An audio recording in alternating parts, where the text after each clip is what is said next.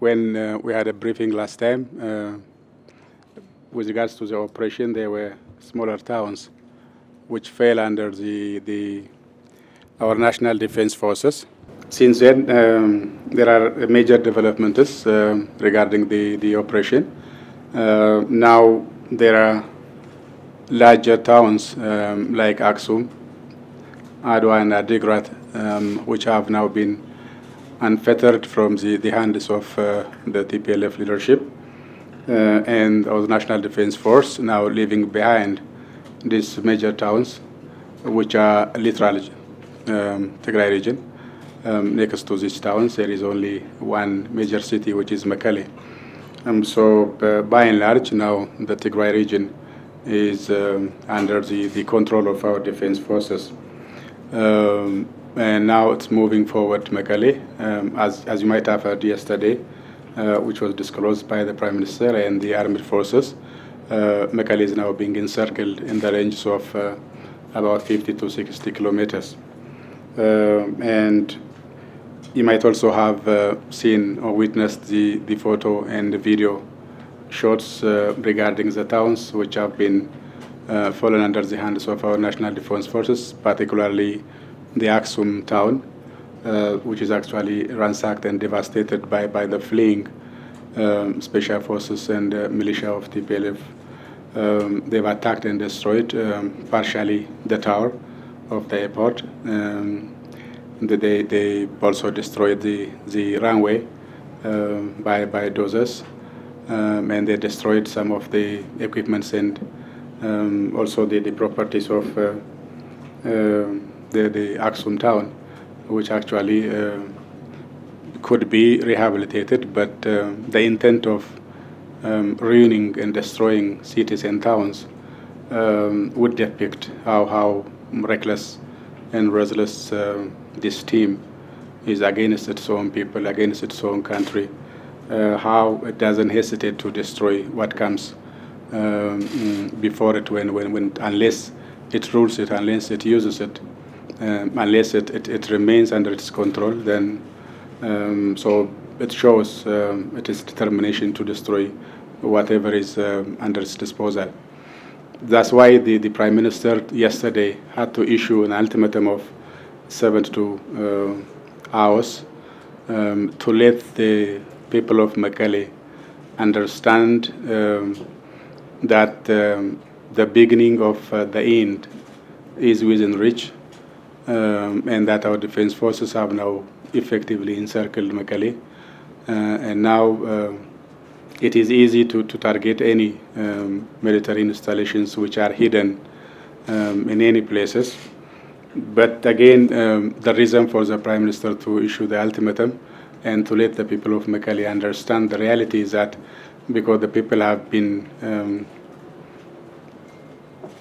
being informed a false and a hoax story that still the gang is controlling the entire Tigray region except the peripheries, and that it can still defeat the National Defense Forces, that it can still wrest back the areas which it has lost, showing that sporadic throw of rockets to Bahadar and Gondar, they think it was tantamount to challenging and checking the progress of the National Defense Forces. That we know it's not the case, even though they throw here and there and now and then some rockets. Writ large, Tigray particularly was defined by major towns like Aksum, Adigrat, and Adwa. Then once they are fallen under the hands of our defense forces, the group actually is now limited to Mekelle, and then it's a group of Mekelle. Otherwise, it does not control the whole Tigray. So the people of Tigray and the people of Mekelle now must understand that it's high time to say enough is enough, and then to save their lives, to save the city, to save the region, because the forces are actually known to hide their armaments and some of their instruments they actually had in their control. And schools, universities, churches, and mosques and in villages which are highly populated, because any attack on either of these targets would inflict larger damage either on sacred places or on the population. Given the facts that how they destroyed Aksum Airport, then we have enough reason to be afraid that they would do the same to derelict and also to destroy the sacred places of Mekelle. So that's why the people have to know to think about their issues, because in some of the towns which our defense forces have captured, the people in the towns, one, they've been handing over back the weapons they were armed, they were given by the forces to attack our defense forces.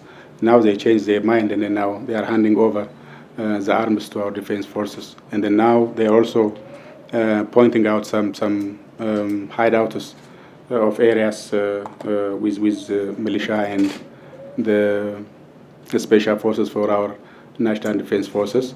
So having seen these factors, the Mekelle people could also do the same. That means they have to save their lives, they have to save their city and also their region by saying enough to this group and then handing over to the government so that the lasting peace process would kick in.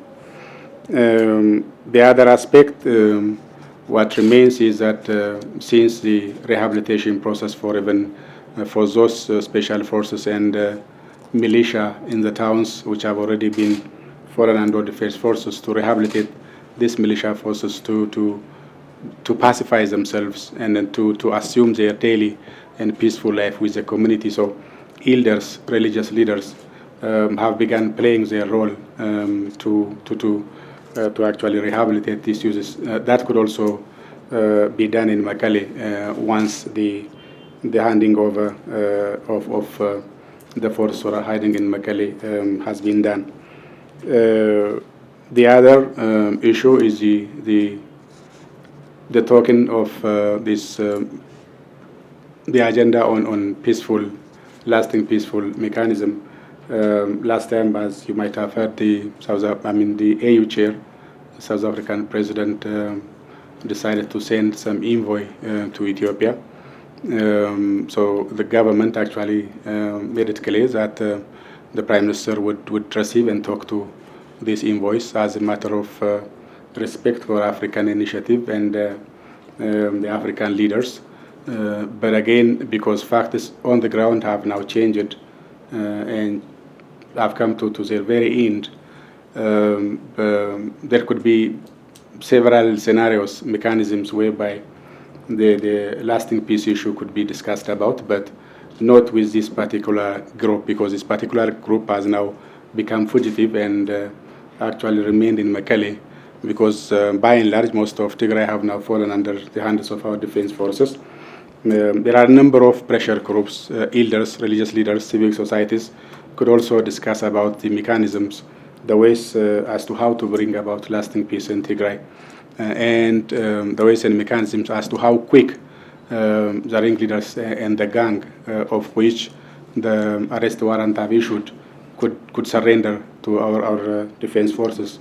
And then the lasting peace could be possible through a number of initiatives and dialogues.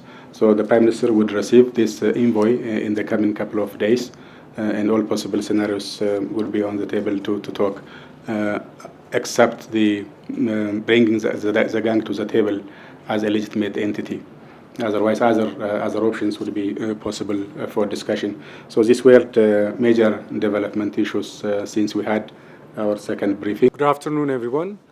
So I'll give you a brief update regarding the ongoing operations from the perspective of law enforcement agencies. So as you all know, currently there is a massive law enforcement operation that is going on in the northern part of the country. And this law enforcement operation is being undertaken within a framework of a state of emergency.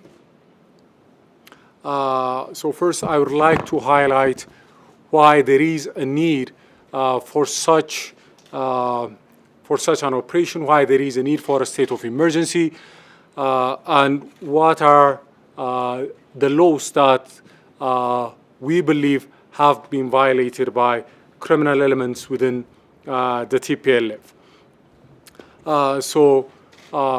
Based on our investigation so far and based on the facts that are very obvious to everyone, the pronouncements, statements, conduct, and decisions of several top leaders of the TPLF constitute serious and grave crimes under the laws of the land.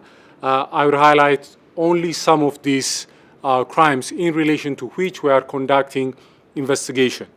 Some of this conduct and decisions and pronouncements we believe might constitute high treason under the criminal code issued in 2004. We also believe that the attack against the Northern Command and several of its outposts could constitute the crime of impairing the defensive power of the state. We also believe that these acts could constitute armed rebellion under the definition of the Criminal Code of 2004. We also believe that some of these subsequent conduct of these individuals could constitute attacks against the political integrity of the state under the same criminal code. Furthermore, a fifth offense could be outrage against the Constitution under the same code. And many of the acts, including the rocket attacks against Gondar, at Bahardar as well, could constitute acts of terrorism, which is a crime under Article 261 of the Criminal Code. So this is not necessarily an exhaustive list of provisions of the Criminal Code and other relevant criminal laws that are at play in relation to this law enforcement operation. But these are some of the most serious and grave offenses that we believe have been committed in the past couple of weeks, and also prior to the attack against the Northern Command. As you well know, Mr. Seko Toure, one of the senior spokespersons of the TPLF, has gone out on Dimtsa Wayane, a media outlet run by the TPLF, and has publicly admitted that the attack against the Northern Command was committed by, was organized and was conducted by the TPLF and forces loyal to the TPLF in what he styled as anticipatory self-defense, and also another interesting term he used was lightning strike. So by now it's on public record, and it's very obvious that TPLF has organized and synchronized these attacks, but our investigation is not only limited to the attack against the Northern Command, but it also covers subsequent acts and statements and decisions of the TPLF leadership. It also encompasses within its scope some of the decisions of the TPLF leadership prior to the attack against the Northern Command. This investigation is being conducted by the federal police and federal prosecutors. So far, a number of suspects have been identified, and arrest warrants have been issued by federal courts. The investigations are still going on, and in these ongoing investigations, the number of suspects that have been identified are around 167. These are the suspects that have been identified by the federal police in collaboration with federal prosecutors. In relation to this investigation, due to the support that they have provided for the TPLF leadership and due to their extensive and well-known links with criminal elements within TPLF, the accounts and assets of 38 companies have been frozen. Taking into account the significant number of employees that these companies have, and also their economic role, federal courts, we expect, will be assigning trustees to administer these companies and to ensure that their day-to-day operation will not be disrupted. So the freezing order that was issued by federal prosecutors for 48 hours and that has been subsequently approved by federal courts would preclude these companies from transferring their assets or being able to support criminal elements within TPLF. Furthermore, there have been credible intelligence reports and tips coming from the public at large as well that there could be terrorist attacks that could be staged by the TPLF within Addis Ababa and other parts of the country. Considering what has been done by TPLF, the rockets launched against Bardar, Gondar, it wouldn't come as a surprise if there are such threats and reports in relation to Addis Ababa.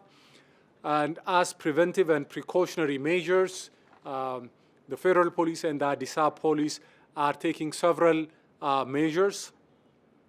These preventive and precautionary measures take into account and try to vet the information, the inputs, and the tips that they receive from the public at large, and also other credible intelligence sources. So the objective of these precautionary measures is to neutralize the threats and networks, the threats posed by TPLF and the terror network of TPLF that might be operating in Addis Ababa, those who might be intent on or planning to carry out acts of sabotage on behalf of the TPLF.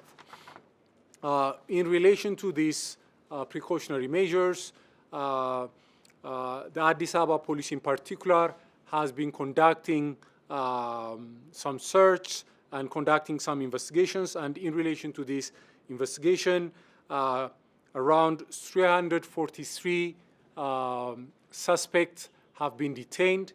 Out of these detainees, around 116 suspects have been released on bail in accordance with the rulings of the relevant courts.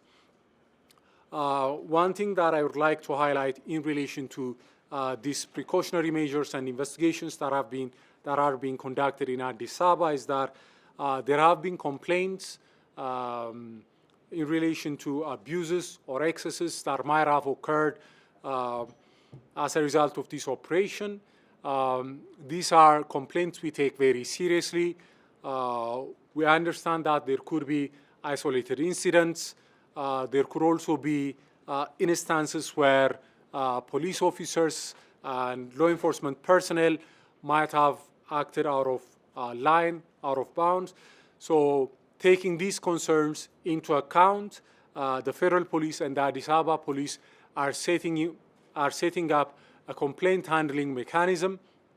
They will be announcing dedicated hotlines and desks to receive complaints so that anyone who would like to lodge complaints regarding the behavior, the conduct of law enforcement personnel. It could be how they have behaved, or it could be someone claiming that they are being searched or they are being targeted for these investigations without due cause. They could lodge their complaints through these mechanisms. we're doing everything within our power to ensure that there would not be arbitrary and discriminatory measures, and this is something that the government denounces. As you might have followed, several statements that have been issued by the administration, particularly the Prime Minister's office, has called upon the public and government agencies to ensure that there will not be discriminatory and arbitrary conduct on our part. In line with these statements and in the spirit of these statements, to ensure that this kind of conduct will not become a pattern, to ensure that the necessary corrective and remedial measures will be taken, the details of the complaint handling mechanisms, the numbers of the dedicated hotlines will be announced by the Federal Police and the Addis Ababa Police. Finally, I'd also like to communicate to you that our investigation, we have deployed federal prosecutors and investigators, investigative police personnel have been deployed to the northern part of Ethiopia to investigate reports of atrocities that have been committed according to some reports. For instance, according to the report by Amnesty International, in places like Maikadra by militia and special forces loyal to the TPLF. So we are at an early stage of our investigation. I can't provide much detail except to say that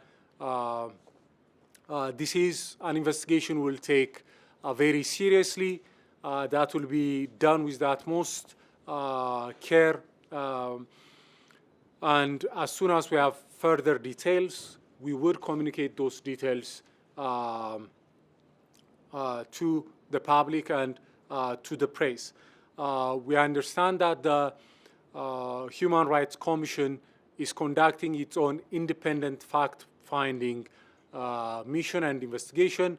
Our investigation is separate. Ours is a criminal investigation that is geared at identifying who did what, when, and we would also like to identify who gave the order, how high does the chain go up, and based on the findings of the team that has been deployed to investigate this matter, we'll make the final determination as to what kind of charge we would press and who will be the individual suspects. This is it from my side. I'll try to address other issues you might raise through the question and answer session. Thank you very much. Two questions. So the Prime Minister has given an ultimatum for 72 hours. And the question is, I think what everybody's asking, and I'm sure you've seen this, what will happen after 72 hours? There is a notion that maybe there will be heavy bombing, civilians are scared and all that. What will happen? Then you also keep saying the civilians should serve themselves. What does this mean? The people of Mekele should save themselves? Could just, let's get a clarification. Then finally, there are foreigners that are reportedly stuck in Mekele.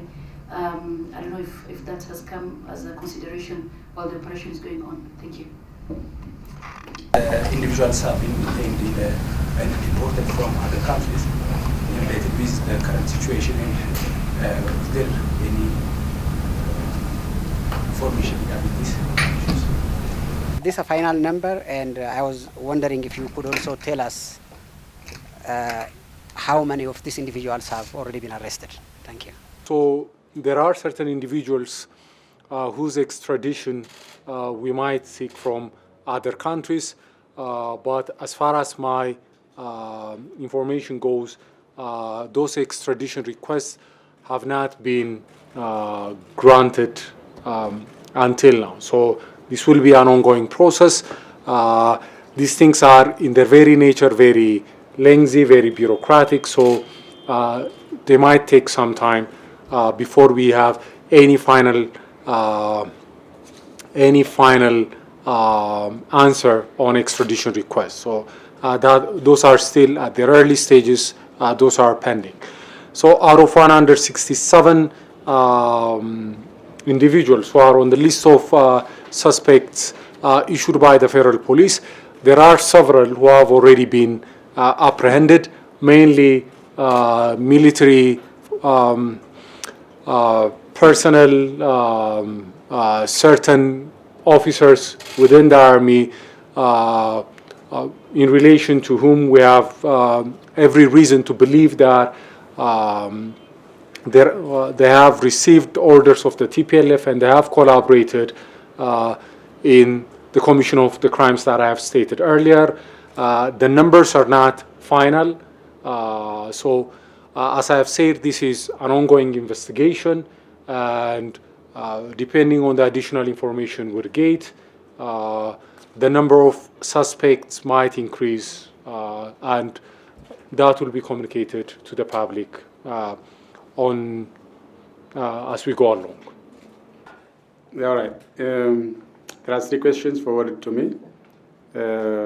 One is with regards to what will happen after the 72 hours ultimatum actually passed. Our hope is the people of Mekelle will understand that actually Mekelle is now surrounded in that for 50, and it may actually be less than 50 kilometers range, that anything can happen.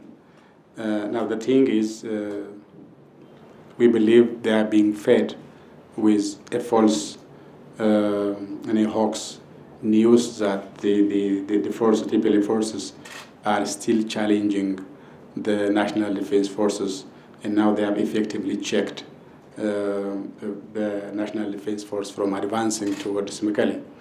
But now when the people of Mekelle would be led to understand that is not the case, and actually the truth is that Mekelle is encircled, then they can make their mind to take a positive and a decisive action.